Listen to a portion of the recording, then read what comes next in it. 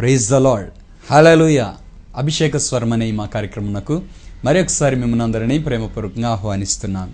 ప్రభునందు ప్రియులారా, మీరందరూ బాగున్నారా? మీరు చేస్తున్న ఫోన్ కాల్స్ని బట్టి, మీరు పంపిస్తున్న ఎస్ఎంఎస్లను బట్టి నేను దేవుని సన్నిధిలో ఎంతగానో ప్రార్థన చేస్తున్నాను. అలాగే మీలో చాలామంది ఈ కార్యక్రమం ద్వారా మేము ఆశీర్వదించబడుతున్నాం, దేవుడు మాతో మాట్లాడుతున్నాడు, మీ వాక్యం ద్వారా మేము బలపరచబడుతున్నామని మీరు చెప్పిన అటువంటి శ్రేష్టమైన సాక్ష్యాలను బట్టి నేను దేవుని నామాన్ని స్తుతిస్తూ ఉన్నాను. ప్రభునందు ప్రియులారా, మీరు ఇంకా అనుదినం ఆత్మీయంగా వర్ధిల్లాలని మీ అందరి కోసం నేను ప్రార్థన చేస్తూ ఉన్నాను. ఈరోజు మన ధ్యానం కొరకు బైబిల్ గ్రంథంలో నుంచి ఒక ప్రత్యేకమైన వాక్య భాగాన్ని ఒక వాగ్దాన వచనముగా నేను మీ వద్దకు తీసుకుని వస్తూ ఉన్నాను. మొదటి యోహాను పత్రిక 3వ అధ్యాయం 8వ వచనములో ఒక చక్కని వాగ్దానం వ్రాయబడింది. ప్రియులారా, అపవాది క్రియలను లయపరచుటకే దేవుని కుమారుడు ప్రత్యక్షమాయను అని అక్కడ చెప్పబడుతూ ఉంది. యేసుక్రీస్తు ప్రభువారు ఈ లోకంలో జన్మించిన ఒక ప్రాముఖ్యమైన కారణం ఏంటి అంటే, ఆయన సాతాను క్రియలు లయపరచాలనే ఆయన ఈ లోకంలో జన్మించారు అని బైబిల్లో చెప్పబడింది. కాబట్టి ప్రియులారా, సాతాను ఒక వ్యక్తి జీవితంలో చేసే ఎటువంటి క్రియలకైనా ఏ మానవుడు కూడా భయపడవలసిన పని లేదు అని నేను మీకు తెలియజేస్తున్నాను. యేసుక్రీస్తు ప్రభువారు సాతాను క్రియలన్నీ లయపరిచే దేవుడై ఉన్నాడు. ప్రియులారా, మీ జీవితంలో కూడా అటువంటి కార్యాన్ని ఆయన చేసే దేవుడై ఉన్నాడు. అందుకోసమే ఆయన ఈ లోకానికి వచ్చినట్లుగా దేవుని యొక్క వాక్యం చెప్పబడుతుంది. వాస్తవముగా మానవ జీవితంలో సాతాను చేసే క్రియలు ఏమేంటి అని బైబిల్లో మనం చూస్తే, ఇదే పత్రిక 3వ అధ్యాయం 8వ వచనములో ఏమని రాయబడుతుందంటే, అపవాది మొదటి నుండి పాపము చేయుచున్నాడు, పాపము చేయువాడు అపవాది సంబంధి అని చెప్పబడతా ఉంది. ప్రియులారా, అంటే సాతాను చేసే ఒక ప్రాముఖ్యమైన క్రియ ఒక వ్యక్తి జీవితంలో ఏమిటి అంటే అది పాపం. ప్రియులారా, ఏదెను తోటలో ఆదాము హవ్వలు దేవునితో ఒక చక్కని అన్యోన్యమైన సహవాసమును కలిగి జీవిస్తూ ఉన్న ఆ కాలంలో సాతాను ఎప్పుడైతే హవ్వ దగ్గరికి వచ్చి అబద్ధపు మాటలు చెప్పి వారిని తినవద్దన్న పండు తినటానికి ప్రేరేపించాడో పాపము అక్కడ ప్రారంభమైందండి. ఆజ్ఞాతిక్రమమే పాపము. పాపం వల్ల వచ్చే జీతమైన ఆ మరణాన్ని ఆ మొట్టమొదటి స్త్రీ పురుషులు పొందుకున్నారు. ప్రియులారా, ఏం చెప్పాడు, ఏం చేశాడంటే ఆ పండు తినండి అని వారిని ప్రేరేపించాడు. ప్రియులారా, దేవుడేమో తినద్దు అన్నాడు, సాతానేమో తినండి అని ప్రేరేపించాడు. ప్రియా సహోదరి సహోదరులారా, దేవుని వాక్యానికి వ్యతిరేకంగా, దేవుడు చెప్పిన దానికి వ్యతిరేకంగా ఒకవేళ నీ జీవితంలో నువ్వు ఏదైనా చేస్తున్నావా, సాతాను నిన్ను ప్రేరేపిస్తున్నాడు. జాగ్రత్త, చేస్తే నువ్వు నష్టపోతావు. ఆదాము హవ్వలు ఏం నష్టపోయారండి? ఆ తినవద్దన్న పండు తినటం ద్వారా వారు దేవుని మహిమను కోల్పోయారు. ప్రియులారా, దేవునితో ఉన్న సహవాసం నుండి వేరైపోయారండి. దేవునికి వేరైపోయి ఆఖరికి మరణము అనేది వారి జీవితంలో ప్రారంభమైంది. అంతకుముందు వారి జీవితంలో మరణం లేదండి. వారు దేవునితో సహవాసం చేసేవారు, దేవుని జీవమును కలిగిన వారు, దేవుని మహిమను కలిగిన వారు, దేవుని పిల్లలుగా జీవించారండి. ఇప్పుడు ఏమైపోయారంటే మరణించే పరిస్థితి ఏర్పడిపోయింది. అవును ప్రియులారా, సాతాను ఒక వ్యక్తి జీవితంలో వాడి క్రియ ప్రారంభిస్తే మొట్టమొదట ఆ వ్యక్తి పాపము వైపుకు ఆకర్షితుడవుతాడు. దేవుడు ఏదైతే చేయొద్దన్నాడో దాన్ని చేయటానికి ఆ వ్యక్తి ఆకర్షించబడతాడు. అలా ఆకర్షించబడుతున్న వ్యక్తి గుర్తుపెట్టుకోవాల్సిన ఒక ప్రాముఖ్యమైన విషయం ఏమిటి అంటే, నీ జీవితంలో దేవుని మహిమను నువ్వు పోగొట్టుకోబోతున్నావు, నువ్వు దేవునికి దూరం అయిపోతున్నావు, మరణం నీ జీవితంలో ప్రారంభం అవబోతోంది. కాబట్టి నీ జీవితంలో పాపము నుండి బయటకు రావాల్సిన సమయం ఆసన్నమైందని నేను మీకు తెలియజేస్తున్నాను. అయితే ఇప్పుడు యేసుక్రీస్తు ప్రభు చేస్తున్న కార్యం ఏంటి అంటే, ఆ పాపము నుండి మనందరినీ విడిపిస్తున్నాడు. ప్రియులారా, యేసయ్య కలువరి శిలువలో ఆయన కార్చిన రక్తం మూలముగా మనందరికీ పాప క్షమాపణనిస్తున్నాడు. అంటే దాని అర్థం పాపం చేయటానికి లైసెన్స్ ఇస్తున్నాడని కాదు. చాలామంది ఈ దినాల్లో అలాగే అపోహపడుతున్నారు. కొంతమంది నాకు ఫోన్ చేసి చెప్తా ఉంటారు, ఏం బ్రదర్, యేసుక్రీస్తు ప్రభు మన కోసం మరణించాడు కదా, ఇప్పుడు మనం ఎన్ని పాపాలు చేసినా క్షమాపణ ఉంది కదా అని చాలామంది చెప్తా ఉన్నారు. ఒక్క మాట నేను మీతో చెప్తున్నాను, వినండి. పాపము చేసేవాడు అపవాది సంబంధి. నువ్వు పాపం చేస్తున్నావు అంటే నువ్వు సాతానుకు చెందిన వ్యక్తివి. సాతానుకు చెందిన వ్యక్తిని యేసుక్రీస్తు ప్రభు క్షమిస్తాడా? మొట్టమొదటిసారి తెలియక నీ పాప జీవితంలో నువ్వు జీవించి పశ్చాత్తాపడి, ప్రభువా నా జీవితాన్ని పోగొట్టుకున్నాను, నా మహిమను నేను పోగొట్టుకున్నాను, నన్ను క్షమించు ప్రభువా అని నువ్వు దేవుని యొద్దకు వస్తే ఒక్కసారి నిన్ను క్షమిస్తాడు. మరల నువ్వు పాపం చేసి నేను సాతాను క్రియలన్నీ నెరవేరుస్తాను, సాతాను ఆశలన్నీ నా జీవితంలో నెరవేరుస్తాను, నా శరీరాశలన్నీ నేను తీర్చుకుంటాను, నాకు నచ్చినట్టు నేను జీవిస్తాను, నన్ను దేవుడు క్షమిస్తాడు అనుకుంటే అది నీ గుడ్డితనం అని నేను నీకు తెలియజేస్తున్నాను, అది పొరపాటు అని తెలియజేస్తున్నాను. అటువంటి పాపాన్ని దేవుడు అన్నాడు క్షమించడు. ప్రియులారా, హెబ్రీయులకు రాసిన పత్రికలో రాయబడుతున్న చక్కని వాక్య భాగం ఏంటి అంటే, సత్యమును గుర్చిన అనుభవ జ్ఞానం పొందిన తర్వాత ఏ వ్యక్తి అయినా పాపం చేస్తే ఆ పాపములకు క్షమాపణ ఇక లేదు, బలి ఇకను లేదు, గాని ఉగ్రత నిలబడి ఉంది. ప్రియ సహోదరి సహోదరుడా, నీ జీవితంలో సాతాను క్రియలు లయపరచాలని యేసుక్రీస్తు ప్రభు వచ్చాడు. ఆ ప్రాముఖ్యమైన ఉద్దేశం నువ్వు గమనించాలని నేను మనవి చేస్తున్నాను. నువ్వు ఇంకా పాపంలో జీవిస్తే నీ జీవితంలో దేవుడు చేసే క్రియ ఏముందని? పాపం చేయటానికి దేవుడు ఎన్నడూ కూడా ఒప్పుకోడు. ప్రియులారా, ఆదాము హవ్వలు ఆ పండు తినటానికే దేవుడు ఒప్పుకోలేదు, తిన్న రోజున ఒప్పుకోలేదు, తినటానికి ఒప్పుకోలేదు, తిన్న రోజున వారు ఏదైనా తోట నుంచి నెట్టివేయబడ్డారు. అలాగే పాపం చేసే ప్రతి వ్యక్తి కూడా ప్రియులారా దేవుని సన్నిధి నుండి త్రోసివేయబడుతున్నాడు.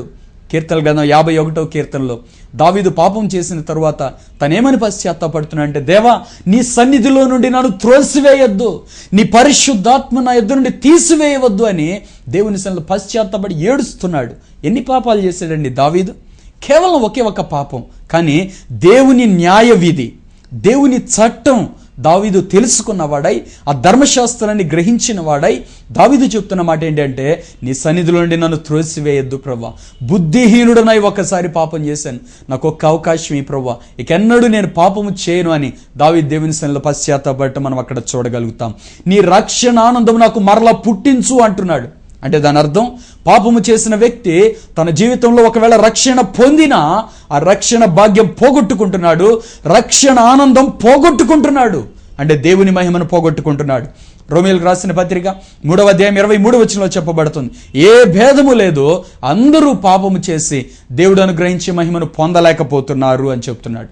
అలాగే క్రింద చెప్తున్నాడు, ప్రియులారా, ఏ వ్యక్తి అయితే క్రీస్తు యొక్క బలియాగాన్ని విశ్వసించి ఆయన యొద్దకు వచ్చి పశ్చాత్తాపడుతున్నాడు, ఆ వ్యక్తి జీవితంలో ఆయన రక్షణ భాగ్యమును కలుగజేసే దేవుడై ఉన్నాడు. ప్రియ సహోదరి సహోదరుడా, నీ జీవితంలో సాతాను చేసే ప్రాముఖ్యమైన క్రియ, ఆ పాపం అనే క్రియను దేవుడు తొలగించడానికే ఇప్పుడు ఈ కార్యక్రమం ద్వారా దేవుడు నిన్ను దర్శిస్తున్నాడు, నీతో మాట్లాడుతున్నాడు. సాతాను క్రియలు లయపరచడానికి వచ్చిన యేసయ్య నీ జీవితంలో సాతాను క్రియలు లయపరచాలని కోరుకుంటున్నాడు. అవి ఏమిటి అంటే, మొట్టమొదటిగా నీ జీవితంలో ఉన్న పాపము నుండి దేవుడు నిన్ను విడిపించాలని కోరుకుంటూ ఉన్నాడు. ప్రియులారా, 1 యోహాను పత్రిక 3వ అధ్యాయం 5వ వచనంలో చెప్పబడుతుంది, పాపములను తీసివేయటకే ఆయన ప్రత్యక్షమాయను, ఆయన యందు పాపం ఏమీ లేదు అని చెప్పబడుతుంది. యేసుక్రీస్తు ప్రభు ఈ లోకంలో ఎందుకు వచ్చారు అంటే, మనలో ఉన్న పాపములు తీసివేసి పాపపు స్వభావాన్ని కూడా మనలోంచి తీసేయాలనే యేసుక్రీస్తు ప్రభు ఈ లోకానికి వచ్చారు. అందుకే ఆయన జన్మలో పాపం లేదు, ఆయన జీవితంలో పాపం లేదు. యేసుక్రీస్తు ప్రభువు 33.5 సంవత్సరాలు భూమి మీద శరీరధారిగా జీవించిన కాలంలో ప్రియులారా ఆయన ఎక్కడ ఏ పాపం చేయలేదు, ఆయన నోట కపటము కూడా లేదు. మానవ జీవితం ఆయన అంత పరిశుద్ధంగా జీవించి నువ్వు పాపం చేయడానికి ఎలా ఒప్పుకుంటాడని నువ్వు అనుకుంటున్నావు? పాపం చేసే ప్రతివాడు దేవునికి విరోధి, దేవునికి శత్రువు అని రోమీయులకు రాసిన పత్రిక 5వ అధ్యాయంలో చెప్పబడుతుంది. 1 యోహాను పత్రిక 3వ అధ్యాయం 6వ వచనంలో చెప్పబడుతున్న మాట ఏంటంటే, ఆయన యందు నిలిచి ఉండి వాడెవడును పాపము చేయడు, పాపము చేయవాడు ఎవడును ఆయనను చూడలేదు, ఆయనను ఎరగలేదు అని చెప్పబడుతుంది. ఈ రోజులో కొంతమంది చెప్తున్నారు, రోమీయులకు రాసిన పత్రిక 8వ అధ్యాయం 1వ వచనం చెప్తా, కాబట్టి ఇప్పుడు క్రీస్తు యేసునందున్న వారికి ఏ శిక్షా విధియు లేదు అని ఆ వాక్యాన్ని చెప్తూ వాక్యాన్ని అడ్డం పెట్టుకుని పాపం చేసే దౌర్భాగ్యులు ఉన్నారు. ప్రియ సహోదరి సహోదరుడా, దేవుని వాక్యం నీకు నువ్వు పాపం చేయడానికి నడిపిస్తుందా? పొరపాటు, అది అజ్ఞానం. సాతాను యొక్క గుడ్డితనంలో నువ్వు ఉన్నావని నేను తెలియజేస్తున్నాను. నీ మనోనేత్రాలు మూయబడినప్పుడు ఏది మంచో ఏది చెడు, ఏది జ్ఞానమో ఏది అజ్ఞానమో గ్రహించలేని వాడివై నీవు నాశనమునకు వెళ్లే దారిలోనే వెళతావు తప్ప మంచి దారిలోకి వెళ్ళలేవు. గుడ్డివాడైన వ్యక్తి పాపంలో జీవిస్తాడండి. సాతాను ఒక వ్యక్తి జీవితంలో ఈ గురుడితనం కలుగజేసి పాపానికి తీసుకుని వెళ్తున్నాడు.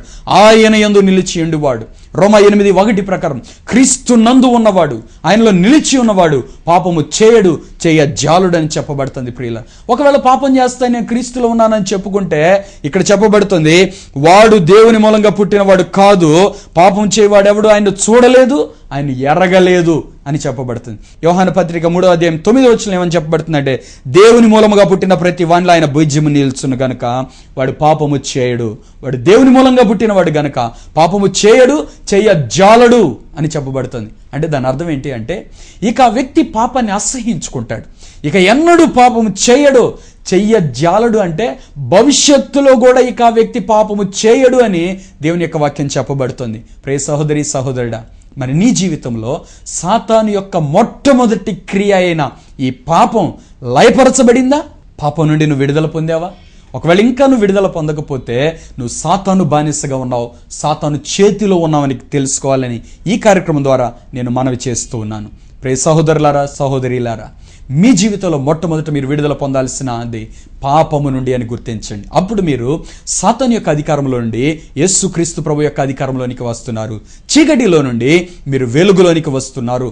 బురదలో నుండి కడగబడిన పరిశుద్ధతలోనికి వస్తున్నారు. అది మొట్టమొదట దేవుడు చేసే క్రియ. ప్రియులారా, బైబిల్లో మార్కు సువార్త 5వ అధ్యాయంలో ఒక యవనస్తుడి జీవితాన్ని గురించి అక్కడ వ్రాయబడుతూ ఉందండి. ఆ వ్యక్తిని సాతాను ఏ రీతిగా ప్రభావితం చేశాడు, ఆ వ్యక్తి జీవితాన్ని ఎంత నాశనం చేశాడు అంటే, ఆ వ్యక్తి యవనస్తుడే, తన జీవితం తను ఊహించిన దానికంటే దుర్భరంగా మారిపోయింది. ప్రియులారా, ఈ రోజుల్లో కూడా చాలామంది అనుకుంటా ఉంటారు, నా లైఫ్ ఇలా అవుతుందని నేను అనుకోలేదు అనుకుంటా ఉంటారు. ఎందుకు వారి జీవితాలు అంత దుర్భరంగా అయిపోతున్నాయి అంటే, ఆ వ్యక్తి జీవితంలో సాతాను చేస్తున్న క్రియ. ఈ వ్యక్తి జీవితంలో సాతాను చేసిన మొట్టమొదటి క్రియ ఏమిటి అంటే, ఈ వ్యక్తిని ఇంట్లో ఉండనిలేదండి. ఈ వ్యక్తిని ఎక్కడికి తీసుకుని వెళ్తున్నాడు అంటే, సమాధుల్లోనికి తీసుకుని వెళ్తున్నాడు, కొండల్లోనికి తీసుకుని వెళ్తున్నాడు. అంటే దాని అర్థం ఏంటంటే, ఏ మనిషి నివసించని ప్రాంతానికి తీసుకుని వెళ్తున్నాడు, ఎవరు చూడని ప్రాంతానికి తీసుకుని వెళ్తున్నాడు, ఎవరు ఉండటానికి ఇష్టపడని ప్రాంతానికి ఈ వ్యక్తిని సాతాను తీసుకుని వెళ్తున్నాడు. నిజంగా ప్రియులారా, పాపం చేసే ప్రతి వ్యక్తి కూడా ఒంటరితనం కోరుకుంటాడండి. ఆ ఒంటరితనం చివరికి ఎక్కడికి తీసుకుని వెళ్తుందో తెలుసా? ఒంటరితనం భరించలేక నేను చచ్చిపోతున్నాను అని అనేక మంది సూసైడ్ నోట్ రాసి చచ్చిపోయారు. నువ్వు ఒంటరిగా జీవిస్తూ పాపంలో జీవిస్తే ఆఖరికి ఒకనొక దినమున నీ ముగింపు ఎక్కడికి వెళ్ళబోతుందంటే, ఆత్మహత్య చేసుకునే భయంకరమైన స్థితికి వెళుతుంది. ఆత్మహత్య చేసుకున్న వ్యక్తి నరకానికి వెళ్ళిపోతాడు. కాబట్టి ప్రియులారా, మన జీవితంలో నరకము నుండి విడుదల పొందాలనే యేసుక్రీస్తు ప్రభువారు సాతాను క్రియలు లయపరచాలని ఈ లోకానికి వచ్చాడండి. ఈ యవనస్తుని ఆ సాతాను ఏం చేశాడంటే సమాధుల్లోనికి తీసుకుని వెళ్ళాడు. సమాధి ఎలాంటిది అంటే, పైకి చూస్తే బాగానే ఉంటుంది, లోపలంతా కుళ్ళిపోయి ఉంటుంది. ప్రియులారా, కొంతమంది జీవితాలు ఇలాగే ఉన్నాయి. పైకి చూస్తే మంచిగా ఉంటున్నారు, వారి లోపల చూస్తే పాపం, కుళ్ళు, అసూయ, కక్షలు, మత్సరాలు, భేదాలు ఎన్నో వాళ్ళ మనసులో పెట్టుకున్నారు. ఒకవేళ నువ్వు అటువంటి భక్తిలో జీవిస్తున్నావా? నువ్వు సాతాను చేత ప్రభావితం చేయబడుతున్నావు. నీ జీవితంలో సంతోషం అందుకే లేదు, నీ జీవితంలో అందుకే సమాధానం లేదు. నువ్వు ఇప్పుడు చేయవలసిన పని ఏంటి అంటే, నువ్వు పశ్చాత్తాపడాలి. నీ పాపము నుండి నువ్వు పశ్చాత్తాపడి దేవునికి మొర్ర పెట్టాలి, కృప కొరకై వేడుకోవాలి. ప్రభువా నన్ను విడిపించు, నన్ను రక్షించు అని నువ్వే మొర్ర పెట్టాలి. చాలామంది ఏమంటారంటే, బ్రదర్ నా కోసం ప్రార్థన చేయండి, నేను ఇలాగే జీవిస్తానని చెప్పేవాళ్ళు ఉన్నారు. అటువంటి ఏ వ్యక్తి కూడా తను విడుదల పొందలేడు. అందుకే ఎవరైనా నాకు ఫోన్ చేసి పలానా వారి కోసం ప్రార్థన చేయండి అంటే, నేను వారితో ఏమని చెప్తానంటే, మొట్టమొదట ఆ వ్యక్తి పశ్చాత్తాపడాలి. ఆ వ్యక్తి దేవునితో సహవాసం కలిగి ఉంటే అప్పుడు ఆ వ్యక్తి కొరకు నేను ప్రార్థన చేస్తుండగా ఆ వ్యక్తి బలపరచబడతాడు, దేవుని మేలు పొందుతాడు అని చెప్తాను. అవును ప్రియులారా, వ్యక్తిగతంగా నీ జీవితంలో నీవే సాతాన్ని నువ్వు జయించాలి. పాపం చేయడానికి నీ అంతటి నువ్వే వెళ్ళావుగా, మరి బయటకు రావడానికి నువ్వు ఎందుకు రాలేవు? పాపం చేయడానికి ఎవరైనా చెప్తే వెళ్ళావా? ఎవరైనా ప్రోత్సహిస్తే వెళ్ళావా? నీ అంతటి నువ్వే ఇష్టపడి వెళ్ళావుగా. ఇప్పుడు బయటకు రావాల్సింది కూడా నువ్వే. ఒకవేళ నువ్వు పశ్చాత్తాపడలేదనుకో, భయంకరమైన అగ్ని కూడా నీ కోసం ఎదురు చూస్తుందని నువ్వు మర్చిపోవద్దు ప్రియ సహోదరుడా సహోదరి. నీ పాపంలో నువ్వు చనిపోతే నువ్వు నరకాగ్నికి వెళ్ళిపోతావు. ఈ వ్యక్తిని సాతాను ఎక్కడ తీసుకెళ్ళాలంటే సమాధిలోకి తీసుకుని వెళ్ళాడు. కొంతమంది వ్యక్తులు ప్రియులారా వాళ్ళ జీవితంలో విసిగిన వారై నేను చచ్చిపోతాను, ఈ బ్రతుకు నేను బ్రతకనని చెప్పేవాళ్ళు చాలా మంది ఉన్నారు. అసలు నువ్వు ఎందుకు చచ్చిపోవాలనుకుంటున్నావంటే, దేవునికి నువ్వు దూరం అయిపోయావు కాబట్టి నువ్వు మరణాన్ని కోరుకుంటున్నావు. ప్రియులారా, పాపంలో ఉన్న ప్రతి వ్యక్తి కూడా దేన్ని కోరుకుంటాడు తెలుసునండి? మరణాన్ని కోరుకుంటాడు ప్రియులారా. కాబట్టి మనం ఎక్కడ కూడా పాపమునకు స్థానం మన జీవితంలో ఇవ్వకూడదండి. పాపానికి స్థానం ఇచ్చిన ప్రతి వ్యక్తి మరణానికి దగ్గరగా వెళుతున్నాడండి. ఆఖరికి ఆ వ్యక్తి జీవితం నిత్య నరకముతో ముగుస్తుంది ప్రియులారా. కాబట్టి మన జీవితంలో పాపం నుండి, ఆ సాతాను కలిగించే ఆ క్రియల నుండి మనం విడుదల పొందాలని యేసుక్రీస్తు ప్రభువారు మనం దర్శిస్తూ ఉన్నారు. తర్వాత ఈ వ్యక్తి జీవితంలో సాతాను చేసిన ఇంకో కార్యం ఏంటి అంటే, ఎప్పుడు ఈ వ్యక్తి కేకలేస్తూ ఉంటాడంటండి. ఎందుకు కేకలేస్తాడో తెలియదు, ఎప్పుడు రాత్రి మగళ్ళు కూడా కేకలు వేస్తూ ఉంటాడట. ప్రియులారా, బుద్ధిహీనుల అంతరింద్రియములలో కోపమట సుఖనివాసం చేస్తుందట. అంటే బుద్ధిహీనుడు, దేవుని గురించిన జ్ఞానం లేనివాడు, పాపాన్ని కోరుకుంటూ తన జీవితాన్ని నాశనం చేసుకునే వ్యక్తుల వారి హృదయాల్లో పాపం అంట నివాసం చేస్తుందట, సుఖ నివాసం చేస్తుందట. తర్వాత ఆ వ్యక్తి జీవితం ఏమైపోద్దో తెలుసునండి, ఇక తనకు లోపల తెలియని ఒక ఆవేదన, ఒక కోపం, తనలో ఒక మంట ప్రారంభమైపోతుంది. తను ఎందుకు బాధపడుతున్నాడో తనకు తెలియదు. తన జీవితంలో సమాధానం ఉండదు. తన ద్వారా ఇతరుల జీవితంలో కూడా సమాధానం లేని వ్యక్తిగా జీవిస్తాడు. ప్రియులారా, ఇటువంటి వ్యక్తుల జీవితాలు చాలా భయంకరమైన స్థితిలో ఉంటాయి. అలా భయంకరంగానే వారి ముగింపు కూడా ఉంటుంది ప్రియులారా. కాబట్టి అటువంటి వ్యక్తులు చేయవలసిన పని ఏంటి అంటే, విడుదల కొరకై ప్రభు పాదాలు పట్టుకొని కన్నీరు గార్చి మొరపెట్టవలసిన సమయం ఆసన్నమైంది ప్రియులారా. ఈ వ్యక్తిని సాతాను ఏం చేశాడంటే, ఎప్పుడు కేకలు వేసే వ్యక్తిగా చేశాడు. ఆ వ్యక్తి కేకలు వేస్తున్నాడు. అలాగే ఆ వ్యక్తి చేస్తున్న మరొక పని ఏంటి అంటే, తను గాయపరుచుకుంటూ ఉండేవాడట. రాళ్ళు తీసుకొని తన శరీరాన్ని అలా గాయపరుచుకుంటూ ఉండేవాడంటండి. తను గాయపరుచుకుంటున్నప్పుడు ఎంతో మంది ఆ వ్యక్తి స్థితిని చూసి జాలిపడి, అయ్యో ఈ వ్యక్తి ఇలా ఎందుకు తను గాయపరుచుకుంటున్నాడు, ఎందుకు తను హాని చేసుకుంటున్నాడని ఆ వ్యక్తిని తీసుకుని వెళ్ళి ఇనప సంఖ్యలతో కట్టేశారంట చేతులు కాళ్ళు. అయినప్పటికీ ఆ వ్యక్తి జీవితంలో విడుదల లేదు ప్రియులారా. నువ్వు దురాత్మ చేత పీడించబడుతుంటే మానవ ప్రయత్నం ఏది కుదరనా నిన్ను విడిపించలేదు ప్రియులారా. నిన్ను విడిపించాలంటే యేసుక్రీస్తు ప్రభు ఒక్కడే. సాతాను క్రియలు లయపరచుటకు భూమి మీద ఒకే ఒక్క వ్యక్తి అధికారం కలిగిన వ్యక్తి, ఆయన నజరేయుడైన యేసు. ఆయన ఒక్కడే విడిపించగలుగుతాడు, మరెవరూ విడిపించలేరు. మానవులు ఎన్నోసార్లు ఈ వ్యక్తిని ఇనప సంఖ్యలతో కట్టేశారట చేతులు కాళ్ళు. కట్టేసి ఈ వ్యక్తిని తను గాయపరచకుండా తను నాశనం చేసుకోకుండా కాపాడాలని ప్రయత్నం చేశారు. ఎన్నో మాటలు చెప్పారు, ఎన్నో ప్రయత్నాలు చేశారు. ఎవరి వల్ల కాలేదండి ఈ వ్యక్తిని కాపాడటం. అవును ప్రియులారా, ఒక వ్యక్తి దురాత్మ చేత పీడించబడుతున్నప్పుడు ఆ వ్యక్తి పాపాన్ని కోరుకుంటాడు. ఆ వ్యక్తి తిరుగుబాటు చేస్తాడు. అవసరమైతే ఇతరుల మీద కొట్లాటికి వెళ్తాడు, ఇతరులను తిట్టడానికి వెనకాడు, తన జీవితం నాశనం అయిపోవడానికి కోరుకుంటాడు. అవసరమైతే తన ద్వారా ఇతరులను నాశనం చేయాలని కోరుకుంటాడు. ఈ వ్యక్తి ఎవరు అంటే, దయ్యము చేత పీడించబడుతున్న వ్యక్తి అని నేను ఖచ్చితంగా చెప్తున్నాను. అలాగే కొంతమంది చూడండి, ఎప్పుడు కోపం వాళ్ళ ముఖాల్లో నివాసం చేస్తూ ఉంటుంది. కోపం ఒకవేళ నీ జీవితంలో నివాసం చేస్తుందా? కోపాన్ని జయించలేకపోతున్నా నీలో నీవు మదన పడుతున్నావా? ఆ కోపం అనేది ఒక దయ్యపు క్రియ నీలో. కోపం మామూలుగా ఉంటే అది మామూలు స్థాయిలోనే ఉంటుంది, కానీ మితిమీరిన కోపం ఖచ్చితంగా అది నీది కాదు, అది ఒక దయ్యపు క్రియ. ఇప్పుడు నువ్వేం చేయాలో తెలిసిన, సమాధానకర్తయ్య దేవుణ్ణి నీ హృదయంలోనికి నువ్వు ఆహ్వానించినప్పుడు ఆ కోపం అనేది ఆటోమేటిక్గా నీలోండి తొలగిపోతుంది ప్రియులారా. మా సంఘానికి వచ్చే చాలా మంది విశ్వాసులు వాళ్ళ వ్యక్తిగత జీవితంలో వారు చెప్పే ఒక గొప్ప సాక్ష్యం ఏంటి అంటే, ఒకప్పుడు మేము రోడ్డు మీద నిలబడి తిట్టడం ప్రారంభిస్తే ఎవరు ఆ బజార్లో నిలబడే వాళ్ళు కాదు. ఇప్పుడు మేము తిడదామన్నా మాకు నోటి మాటలు రావట్లేదని చెప్తున్నారు. కొంతమంది అంటారు, ఇంతకుముందు మా భర్త మా మీద ఏమన్నా అంటున్నప్పుడు మా కోపం వచ్చి మేము ఎదురు మాట్లాడేవాళ్ళం, ఇప్పుడు మేము ఎదురు మాట్లాడలేకపోతున్నాం, కోపం రమ్మన్నా రావట్లేదు, ఏంటో మాకు అర్థం కావట్లేదు అని చెప్తున్నారు. నేను చెప్పాను, సమాధానకర్తయ్య యేసు మీ గుండెల్లో నివసిస్తున్నాడు కాబట్టి ఇక మీరు తొందరపడి మాట్లాడలేకపోతున్నారు. మీరు మాట్లాడితే మీలో సమాధానం పోతుంది.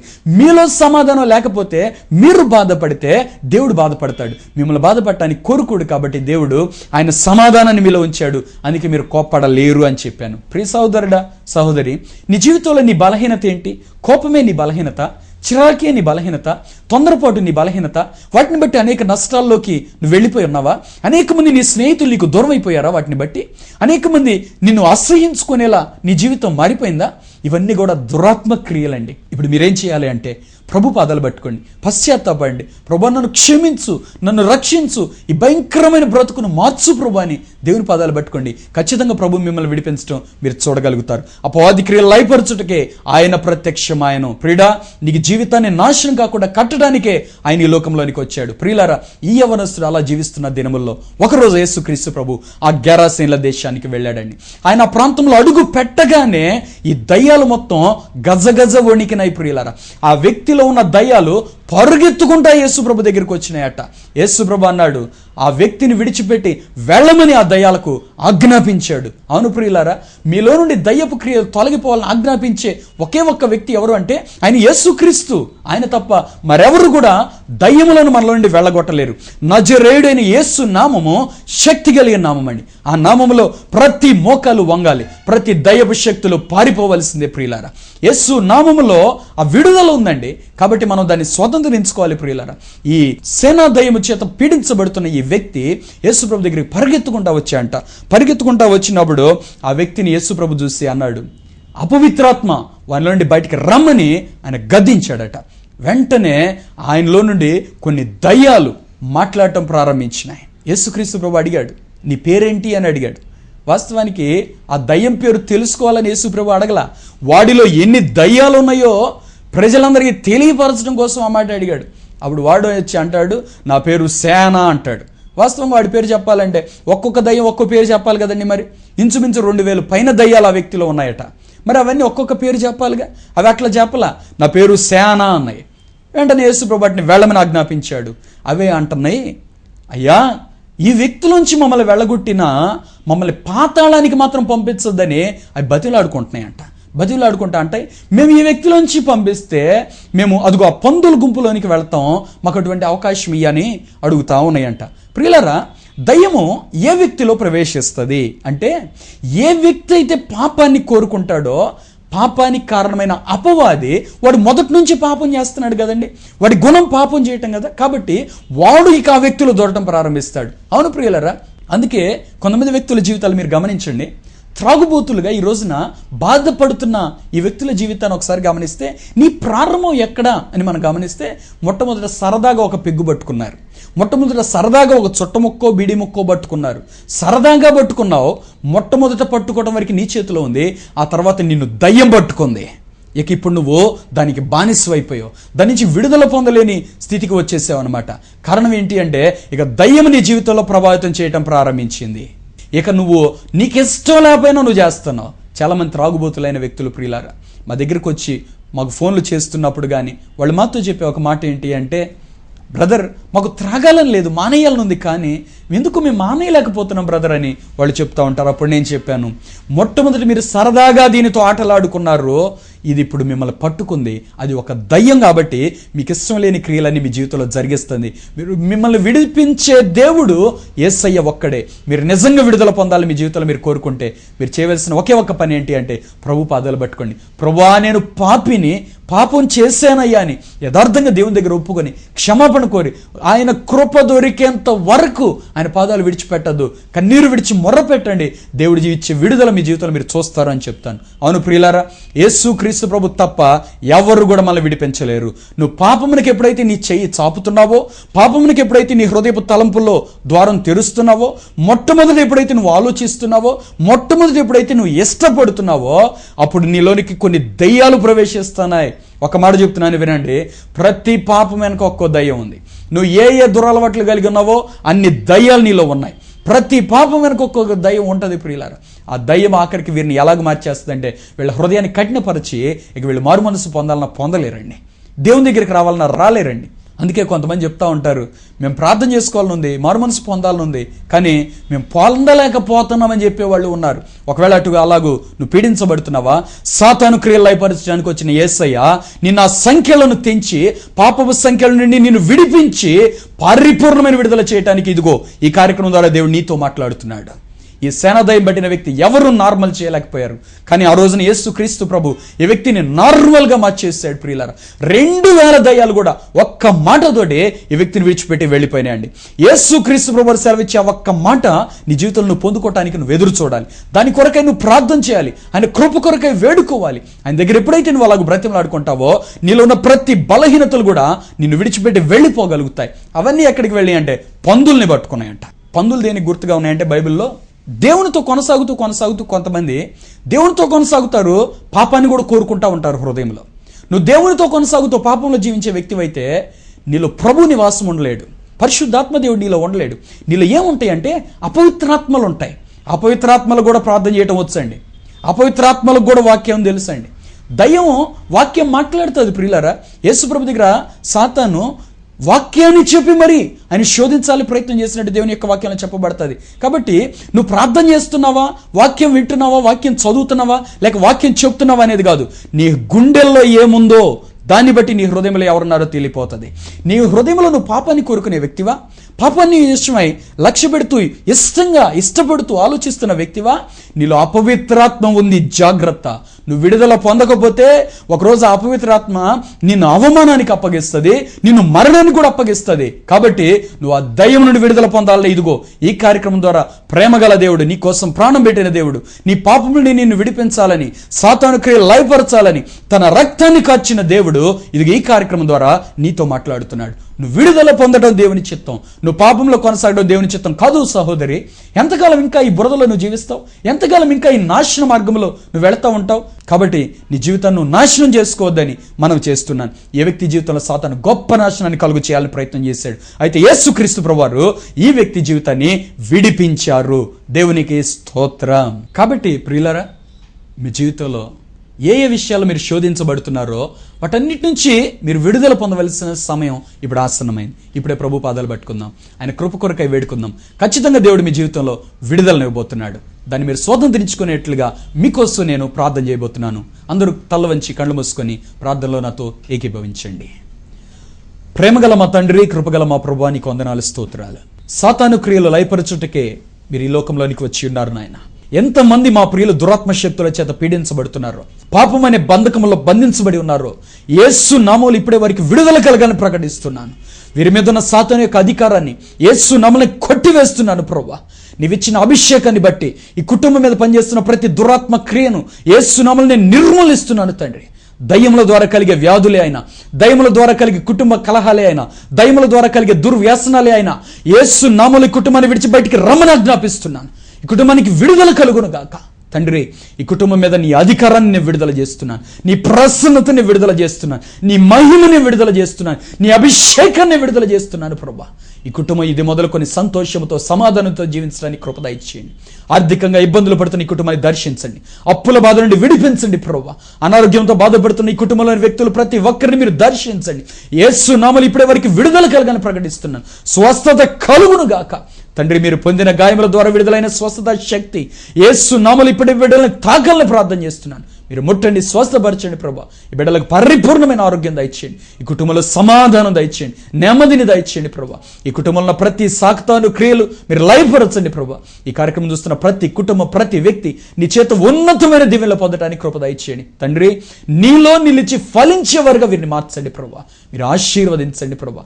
సాతాను ఏ ఏ నష్టాలైతే కుటుంబానికి కలుగజేశాడు వాటన్నిటికీ రెండంతలు దీవెని కుటుంబానికి దయచేయండి. ఏ ఏ విషయాలు వీరు పోగొట్టుకొని ప్రభువా వీరు ఏడుస్తూ జీవితాన్ని గడుపుతున్నారు, ఆ విషయంలో వీరికి ఆనందమును కలుగ చేయండి నాయన. వారి దుఃఖమునకు నాట్యముగా మార్చమని ప్రార్థన చేస్తున్నాను. మీరు ఆశీర్వదించండి, సంతోషము సమాధానము సమృద్ధిగా బయలుపరిచి ఈ కుటుంబాన్ని ఇంకా అంతకంతకు వర్ధిల్ల చేసి నీ ఉన్నతమైన ప్రణాళిక చూపన వీరిని ఆశీర్వదించమని యేసు నామములో ప్రార్థిస్తున్నాను తండ్రి, ఆమేన్. ప్రియులారా, మీ ఉత్తర ప్రత్యుత్తరములకు మీరు మమ్మల్ని సంప్రదించవలసిన మా చిరునామా పాస్టర్ ఎం జాన్ వెస్లీ, అభిషేక అగ్ని ministries, door number 3-94/1, Rajula Bazar, Edlapadu post and mandal, Guntur district. Pin number 522233.